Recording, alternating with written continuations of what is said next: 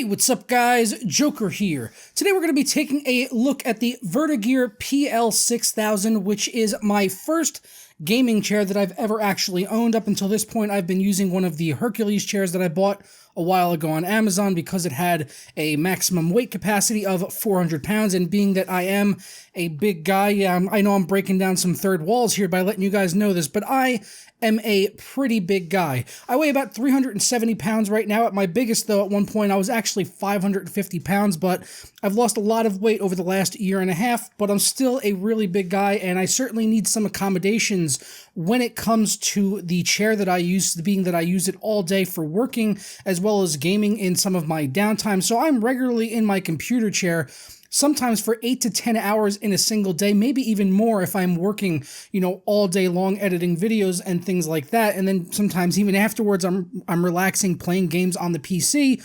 So I may even continue to sit in my chair beyond my normal work hours. So it's important that I am comfortable for long periods of time, and I had been kind of fearful for getting a gaming chair for a while. I had tested out some of the DX Racer ones at PAX, and I was extremely uncomfortable, and those just did not fit me the right way.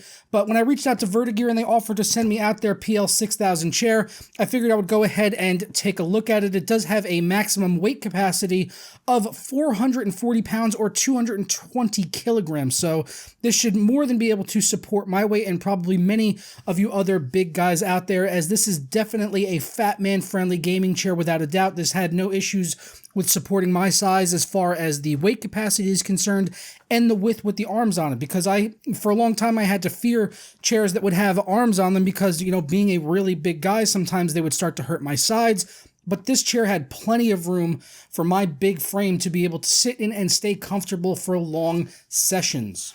I chose to get the black and carbon fiber model, although they do have them available with different color accents. You can get them with either red, blue, white, or green accents, or the black with carbon fiber accents like I am using here. The accents are along the buttocks portion and as well as along the sides of the backrest, and I love the way that the carbon fiber looks on this. It matches my setup. I've got an all-black gaming PC, so it definitely sort of fits in with the theme of all of that. Putting it together also very simple. I had heard some complaints from Steve over at Gamers Nexus on one of the older models or one of the other models of the Vertagear chairs, but it looks like they have done some work there with the PL6000 at least and kind of got that stuff ironed out. Putting it together was extremely simple. Took me about 15-20 minutes in total. Everything lined up perfectly. I believe there was only 8 bolts in total that I had to go ahead and fasten, 4 for the bottom and then 2 for each sides of the backrest, and it all just snapped together with great ease. This chair does have a lot of ways that you can adjust it and get it to fit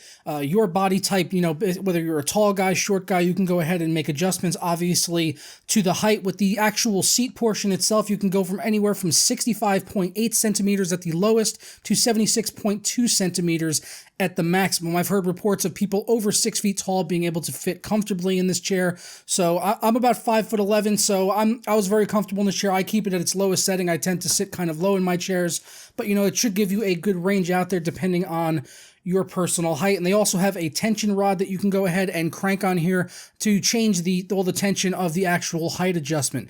You can also make the chair go completely fully back flat, which for me was a concern, at the beginning, because like I said, and you can probably see here, I am a big guy, so I was afraid if I went all the way back that I'd flip over or snap the chair in half. But it was absolutely not an issue whatsoever. And during long, periods of time sitting in this chair, it was certainly a welcome feature, because I would, just kind of go back all the way and just lay there for a few minutes, which would, help, de-stress my lower back, which tends to hurt sometimes, especially if I'm, working a lot.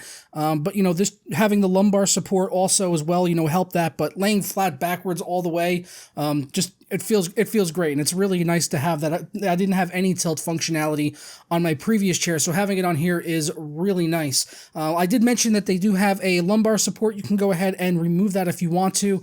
I know in previous revisions they didn't have any straps to actually attach it into place, but they've updated that here on this chair, so any of the models you get now should come with straps so that you can go ahead and attach the lumbar pillow to the chair. There's also a headrest pillow, which is again removable just like the lumbar support, and that just go ahead and it just straps right into place. You just fit it over the top and it stays right in there, and that is filled with memory foam on the headrest, so it is super comfy.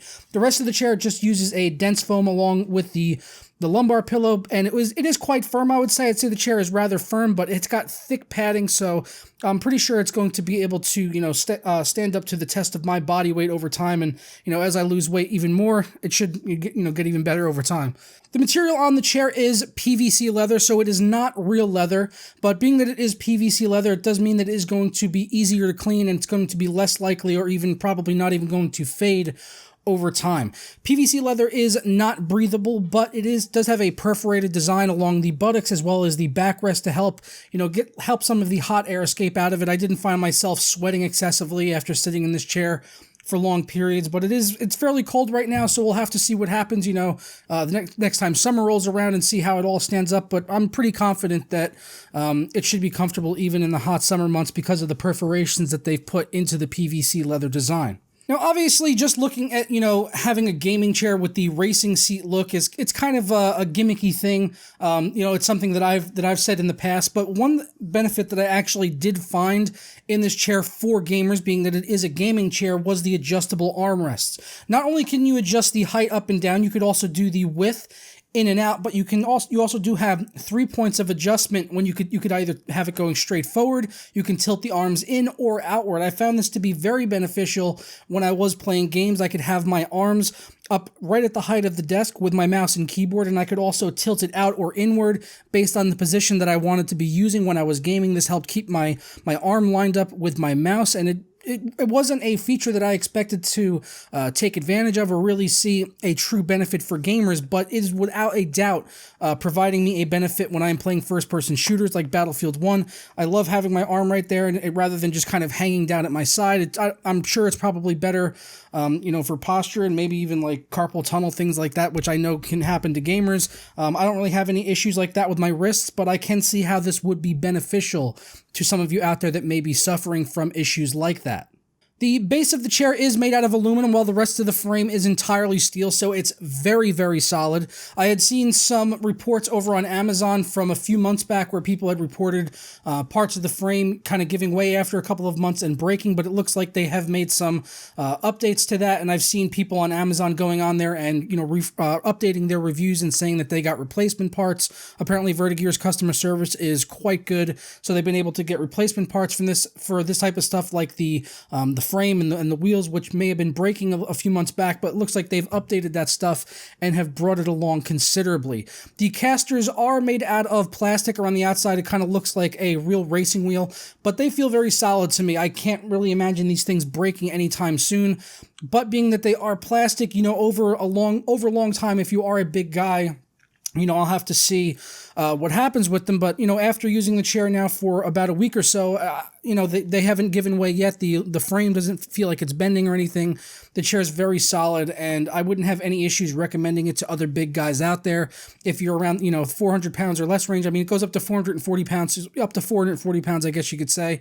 But like I said, I'm about 370 pounds right now, give or take, and it has no issue supporting my body or fitting my frame into the chair itself. So I know how hard it could be for a big guy out there to find, you know, not only a comfortable chair, but a comfortable gaming chair, because a lot of the other ones out there can be a little bit on the smaller side, but this one is rather wide. The total seat width is actually 53.3 millimeters or 21 inches. That's for the seat, as well as the widest point of the backrest. So like I said there, very wide, able to support my big ass. And so I would hope most other guys out there, if you're on the bigger side, you should be comfortable in this chair as well, whether it be in your weight or your height, because like I said there, I've seen other people talking about using this chair, being over 6 feet tall and being comfortable with the height of this chair, which can be a concern for some people out there, not just your weight, but also the height.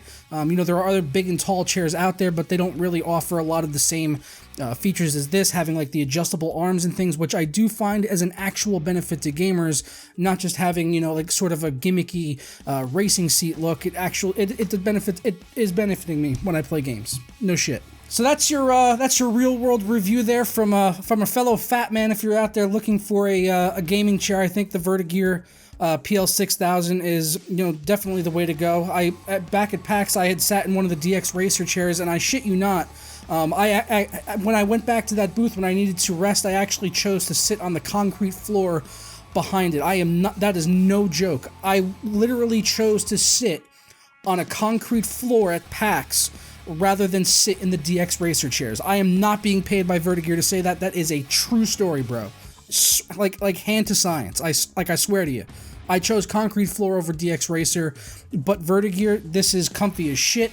I'm going to be using this chair all the time. You're going to be seeing me using it on TGW. So I've got no issues recommending it to you guys. I'll be leaving a link down in the description below over to Amazon if you want to pick this chair up, or any of the other colors that they have available. Like I mentioned before, red, blue, white, or green, or the carbon fiber and black model that I am using right here. But I'm going to go ahead and get on out of here, guys. Once again, links are going to be down in the description, and I'll catch you next time. Ta-ra.